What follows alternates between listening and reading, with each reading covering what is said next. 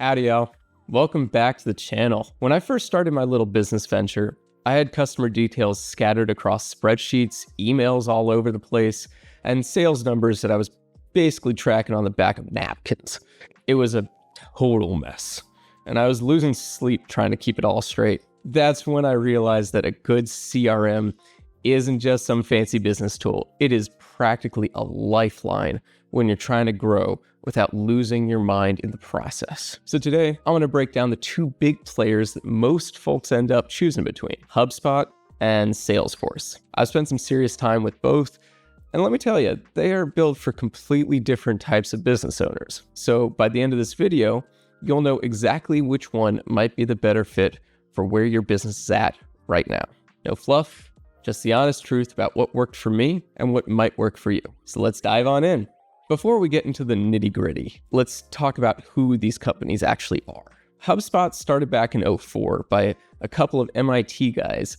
They were just sick of companies blasting people with annoying sales pitches. So they built this whole platform around what they call inbound marketing. Basically, attracting customers by being helpful instead of pushy. Their philosophy really shows in every part of their platform. Now, Salesforce has been around even longer, since 1999. And they were one of the first companies to say all of this software should live in the cloud instead of on your computer. It was pretty revolutionary back then. And they've grown into this absolute powerhouse of a company. They're known for having tools that can handle just about anything you throw at them. So here's the deal. I actually started with HubSpot when my business was still pretty small. I needed something that wouldn't require an IT degree to figure out. Signing up for HubSpot was about as easy as setting up a social media account. Their onboarding is super friendly. A lot of walkthrough videos, tooltips everywhere, and a very clean dashboard that doesn't overwhelm you with a million buttons. When I did get stuck, which was not often, but their chat support jumped in within minutes. One time, I was trying to set up an email sequence at like 10 p.m., and someone was there helping me right away. That really impressed me. As we grew, though, I started bumping into limitations. We needed more customization for our sales processes, some better reporting, and some advanced automation that HubSpot either didn't have or required upgrading to access. So that's when I made the jump to Salesforce. Now, I ain't gonna sugarcoat it.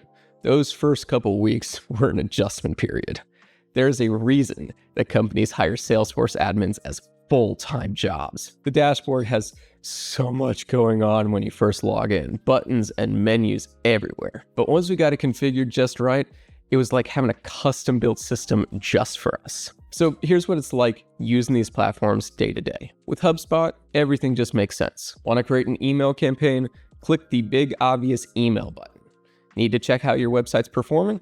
There's a website section right there. The layout feels intuitive, like they really thought about where things should be. And their mobile app is actually really useful too. I could check in on leads and deals while I was out grabbing lunch, and everything syncs instantly, so there's no weird lag between devices. Now, Salesforce takes a totally different approach. It's not about being immediately obvious.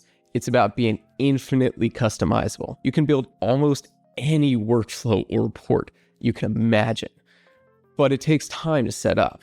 I remember at one point, I wanted a specific report about which lead sources were generating the most revenue in certain regions. Now in HubSpot, I would have had to export data and mess around in Excel, but in Salesforce, I spent about 20 minutes building a custom report that now automatically updates whenever I need it. Let's talk about what these platforms offer at different price points. Now HubSpot, it starts off with a free plan that is genuinely useful. It's not just a limited demo. You get basic contact management, forms for your website, and some email marketing tools. It is perfect if you're just getting your game going. When you outgrow that, their starter plan is around $20 a month, or $15 if you commit for the year. And it lets you remove HubSpot branding and customize more. Now, their professional plans have some serious advanced features. The marketing professional plan runs around $800 to $900 a month and includes sophisticated tools like custom objects and deeper reporting. Fair warning though, there's also an onboarding fee that runs about $3,000. Their Marketing Cloud Engagement Professional Plan starts at around $1,250 a month for things like email marketing and content builder. And if you want more advanced tools like predictive analytics and multi-business management, you're going to need to go to a higher tier. With Salesforce, you might also want to consider hiring a consultant to help with the setup, which is something you do need to factor into your planning. So for large businesses with complex needs, this initial investment can legit pay dividends down the road. Both platforms offer trials, so you can get a feel for them before committing. And if you do decide to try either one, check out the link down in the description. For most of the products we talk about, we have special deals that you wouldn't be able to get if you went straight to their websites. All right, let's break down what really stands out about each platform. For HubSpot, the good, it is remarkably user-friendly. My whole team was up and running in like a day. No extensive training needed. Everything connects seamlessly. Marketing, sales, customer service, they all talk to each other. And their educational resources are top-notch. They got blogs, courses, certifications, and they're all available for free. Now they're not so good. As your business grows, the pricing tiers become more significant. Most of the advanced features you'll eventually want are in those higher tier plans, and they do prefer yearly contracts which require planning ahead. They're super responsive when you want to upgrade, but responses can slow down if you're looking to make changes to your plan. And for Salesforce, the good of it is that the customization is truly impressive. It's like if you can envision it, you can probably build it. It handles complex business processes exceptionally well and scales effectively as your company grows. Their app exchange is like an app store with thousands of add-ons that integrate directly in. And of course, the not so good is that the learning curve is massively steeper. You'll likely want dedicated people to manage it effectively. The cost structure becomes more complex when you start adding users and features, and some folks I've talked to have had mixed experiences with their support team. Sometimes tickets take longer than expected to resolve. So here's my straight up advice after using both. Go with HubSpot if you're a small to medium business without a dedicated IT team, and you want something that just works out of the box. Your sales process is fairly standard, and you need something your team can learn quickly. You're looking for basically a good all-in-one solution. Go with Salesforce if you're a medium to large business with unique processes. You'll need serious customization for complex sales, and you have the resources to properly implement and maintain it. Also, if you need enterprise-level security and compliance features, and you're planning for significant scaling in the future, then Salesforce is the thing for you. Now, what I personally liked most about HubSpot was how it just didn't get in my way.